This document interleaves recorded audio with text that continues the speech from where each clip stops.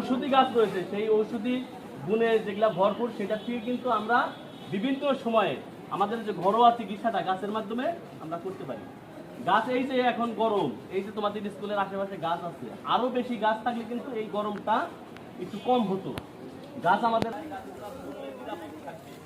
গাছগুলা হবে এই জায়গায় তোমরা এরকম করবা।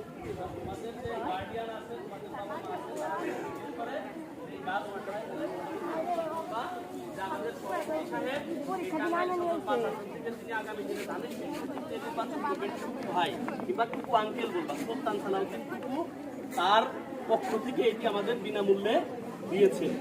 এইটা তোমরা বলবা যে আমি তোমাদের এই গাছ বিনামূল্যে এই গাছগুলা গ্রহণ করার অনুরোধ জানাচ্ছি, এবং এই গাছগুলা যাতে নষ্ট না হয় তোমরা সেটা নিয়ে গুনে দিবা।